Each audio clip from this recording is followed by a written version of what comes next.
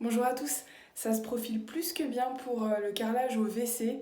J'espère que vous avez vu les vidéos où je vous montre les carreaux et là je vais vous montrer dans la pièce ce que ça va donner et comment je vais les agencer au niveau des modèles. Je suis désolée si ça résonne, donc actuellement je vous avais déjà fait le tour. Bon là j'ai enlevé tout ce qu'il y avait à enlever. On a le lave-main qui est ici, l'interrupteur vous le voyez à peu près ici. Toute cette partie haute, ça va être du papier peint en fait, jusque à peu près par ici. Pourquoi pas de la peinture? Parce qu'on a un défaut depuis la construction de la maison sur le mur et qu'au final, le pot de peinture, je crois, était à peu près à 25 euros, la marque distributeur Castorama, alors que le rouleau de papier peint qu'on a vu était à, je crois, 17 euros. Vous dire que c'est beaucoup moins cher. Et là, je vais vous montrer du coup comment vont se disposer les carreaux. Sachant qu'il y avait une difficulté, c'est que les carreaux font un peu moins de 20 cm. Les joints vont faire 2-3 mm. Et comme vous pouvez le voir, le meuble il fait une certaine taille. Et en fait, par rapport à la longueur ici du mur, les carreaux rentraient pas en entier, il fallait des découpes. Donc j'ai cogité, et ça fait des jours que je réfléchis à dans quel ordre les carreaux ou les découpes, etc. Ce que vous voyez ici, donc j'ai mis des feuilles blanches pour faire comme s'il y avait le meuble. Ici, il y aura une rangée avant l'interrupteur, vous voyez, au-dessus. L'interrupteur, mon mari, je vais le faire déplacer pour que ça soit au milieu, ici, à la place du N. Donc là, c'est au niveau de l'interrupteur. Là, c'est au niveau du juste au-dessus du lave-main, ici. Et puis après, du coup, ça descend. Ça, c'est vraiment juste avant la plinthe, sachant qu'ici, on a le tuyau d'arrivée d'eau qui sera tout au bout, ici. Alors, les carreaux ici, ça va être moins coupé que ça, mais disons que quand on est en face, quand on est debout, forcément le meuble va arriver au moins jusque là, et après quand on est assis, on verra à peu près comme ceci. Donc c'est pour ça que je l'ai matérialisé comme ça. Ici, vous voyez, il y a un trou ici, il y en a un là, il y en a un ici, et il y en a un ici. C'est parce qu'en fait, comme je vous disais, ça n'arrive pas pile poil, donc en fait, il va falloir des chutes que j'ai trouvées. J'ai trouvé des chutes, un monsieur qui vendait des reliquats sur le Bon Coin. Donc je lui ai pris et j'ai pris que des motifs qui ne sont pas là. Il y en a des très basiques, parce que ici en fait en gros ce sera que 2 cm.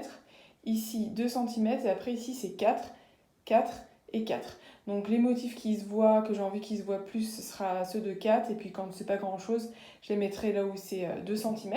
Et franchement, j'ai vraiment galéré à trouver comment faire parce qu'au début, je m'étais dit soit faut tout décaler sur un côté, mais ça voulait dire que toutes les chutes étaient de ce côté. Si on décalait tout de ce côté, c'était pareil, c'était très compliqué.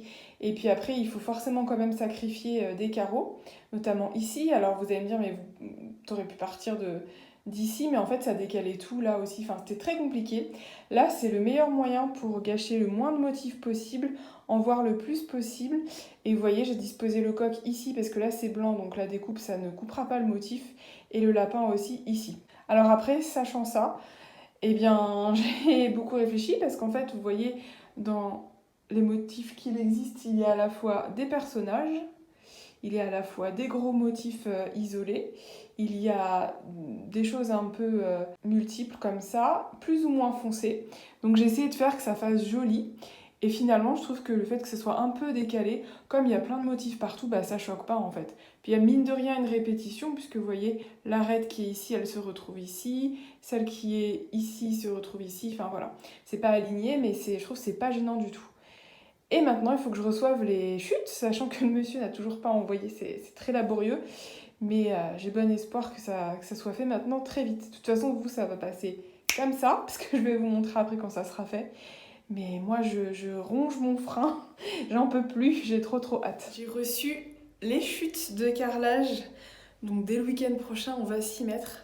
Je vous les montre et je vous montre aussi le papier peint. Voilà les 4 petites chutes de carrelage, 4 cm, donc ce qui fait à peu près ceci.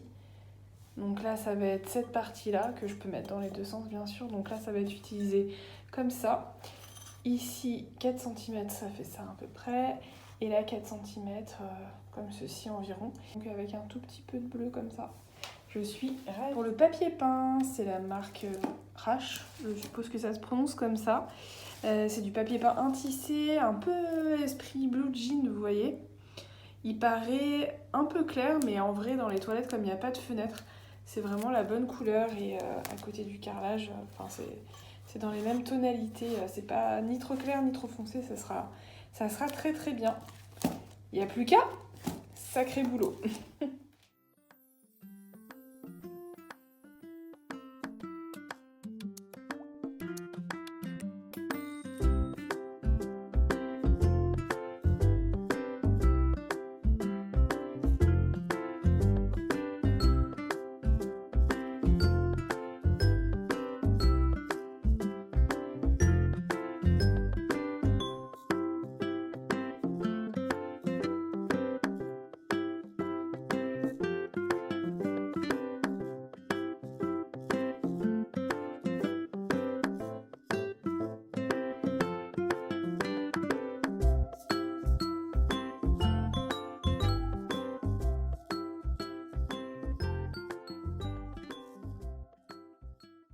Et comme je vous montre ici, j'ai dû faire un changement de dernière minute. C'est pas quelque chose que j'aime faire, mais je n'ai pas eu le choix parce que la hauteur pour l'interrupteur n'était pas bonne. Ça le faisait trop bas. Et après, le chaton se retrouvait avec la tête dans le robinet ici. Donc ça le cachait. Et donc j'ai préféré mettre un motif plus neutre que le chat.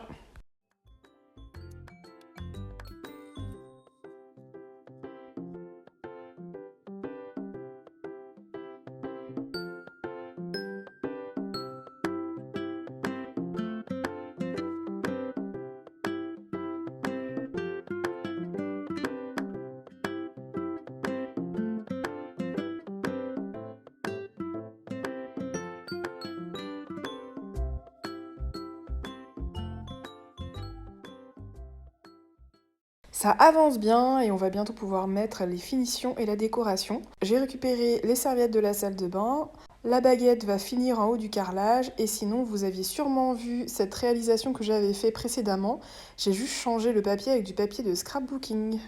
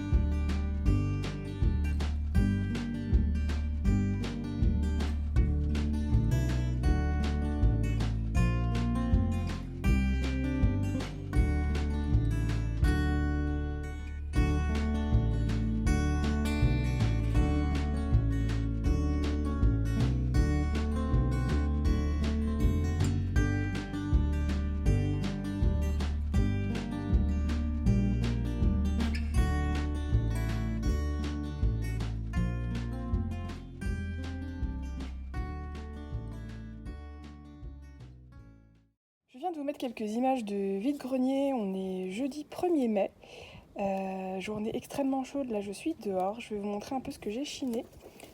Donc déjà il y a cette valisette en rotin avec des attaches métalliques, je vais vous montrer à l'intérieur.